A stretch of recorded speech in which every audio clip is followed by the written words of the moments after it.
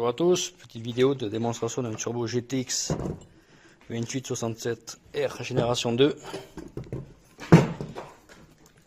de chez Garrett en AR64. Et la différence, ce qu'ils veulent savoir, avec un AR86, ce qu'on gagne au banc. Bon, la différence, on le voit là. Le volume du corps, c'est beaucoup plus rond en 86. Alors, je vais vous montrer l'affiche au banc, ce que ça sort.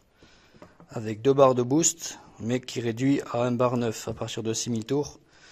Et 1 bar 87 à 6005 et jusqu'à 1 bar 85 à 7500 tours. Dû à la contre-pression. On va voir si c'est vraiment ça, l'air trop petit qui bloque la puissance en régime.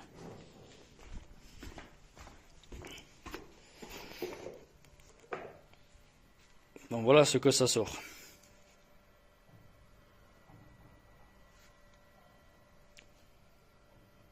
Après la puissance varie selon les températures aussi.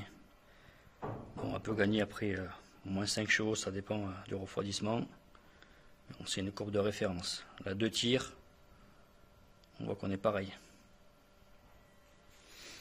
Donc logiquement avec l'AR86, bon ça c'est la courbe de couple, le turbo devrait se spooler plus tard. On va y avoir un décalage, mais en théorie, ça devrait regagner en haut régime et puis avoir de contre-pression et augmenter le couple. Et pareil pour la puissance. Donc Garrett me donne 10% de plus. Donc par rapport à 500 chevaux, ça ferait 550 le résultat. Donc il y aurait une perte de spool au démarrage pour après regratter en régime. Parce que vu que j'ai la contre-pression, le boost il chute à partir de 6000 tours. J'ai plus mes 2 barres. Ça chute à 1 bar 85 dû à la contre-pression. Donc on va voir si c'est vraiment ça qui fait la perte. Allez, la suite. Carter AR86. Remonter. L'ancien AR.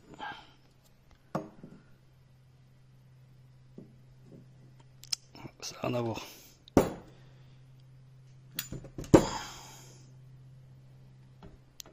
Allez, remontage et go, test au banc.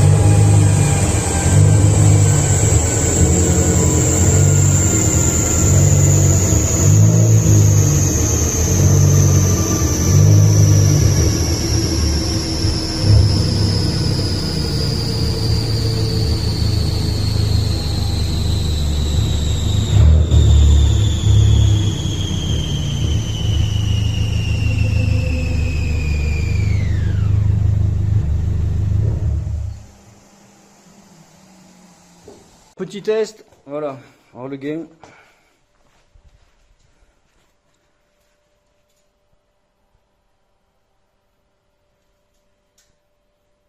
Alors maintenant, je vais comparer avec la courbe de référence d'avant.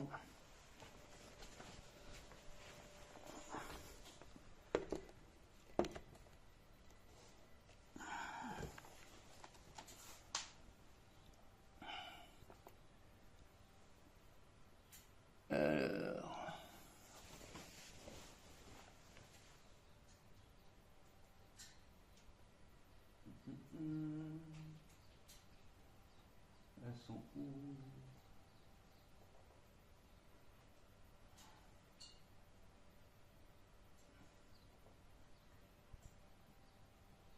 Ouais, comme ce que j'avais dit. Comme ce que j'avais dit. Bon, eh ben, ça se poule plus tard, comme prévu, comme l'air est plus gros. Par contre, tout le gain, eh ben, on le voit. Voilà la différence, 488, 525 chevaux. Là, c'est quand même premier tir. Et on va faire un autre tir pour voir si on est pareil. Mais ouais, il y a un gain. Bon, il y a une perte en bas, donc le couple, il y a une perte. Puissance aussi, mais c'est prévu, vu que l'air est plus gros. Mais par contre, ouais, la compression, ça débride. Maintenant, j'ai bien 2 barres de boost sur tout le long. Avant ça, je chutais à 1 bar 85, à 6000 tours. J'avais 1 bar 9, et après ça chutait petit à petit jusqu'à 1 bar 85, jusqu'au rupteur à 7005. Donc là, j'ai 2 barres tout le long, en fait. Et après, bon là, ça s'écroule comme une merde, mais il faut dire que la puissance réelle, il n'y a pas ça, hein. Ça reste droit ici, jusqu'à 7005. Hein. Là, c'est juste parce que le banc, il calcule comme ça, donc ça fait une coupure dégueulasse, quoi. Donc réellement, non, ça continue droit jusqu'à 7005, on va dire. 7005, donc là, bon, elle s'écrase, mais ça continue comme ça. Ça fait pas une perte brutale comme ça. Et pareil pour le couple. Donc 650 newtons. Il y a un bon gain. Donc je vais refaire un autre tir pour confirmer. Et comme ça, bon, on saura. Parce que bon, après, il y a ici aux températures, tout ça qui joue. Allez.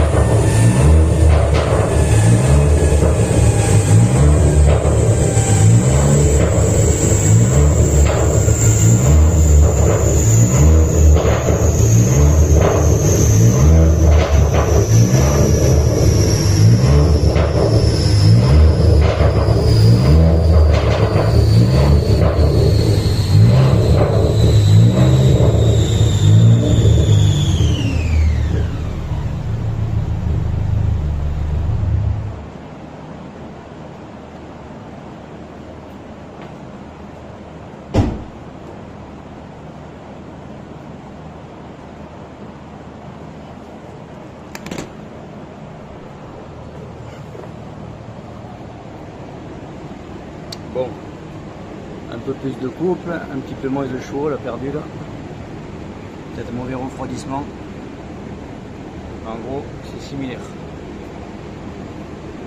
Bon, ce petit cas, bon, c'est histoire de température, parce que là on voit qu'on est identique. Ça, c'est des histoires de température hein, qui a changé.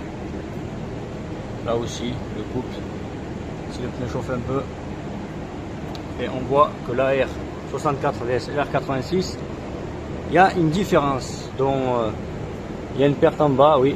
Donc sur le couple et la puissance, on perd. Et par contre, ça débride le haut régime. Après, bon, là, ça s'écoule quand même. Je pense qu'il faut des arbacams ou des choses pour améliorer encore. Mais ouais, c'est tout bon, c'est tout bon.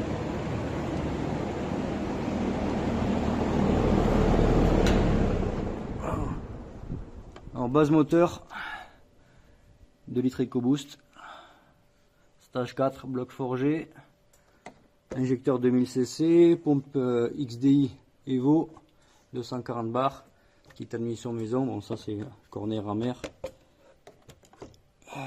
isolation Ramer, et tout ça c'est sur mesure en 76, parce que le Ramer est en 70. Turbo GTX 2867R génération 2, collecteur de fabrication maison. Après bon, rien de plus, courant, joint culasse renforcé Athena, 1.24. Après piston forgé Wessner, bielle Max Speed Road, preuve ça tient. Couchinet King Racing, et, vis de bielle ARP, après vis couchinet Villebroquin King Racing. Après tout est visserie, c'est pas du RP, c'est du stock. Récupérateur d'origine. Là, il y a une Big Boot. Gros échangeur en façade. Et ligne complète sur mesure maison, 76 mm avec un décata. Voilà, rien de fou.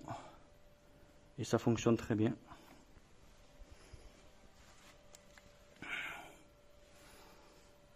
Donc voilà pour ceux qui veulent savoir la différence entre un AR 64 et un AR 86.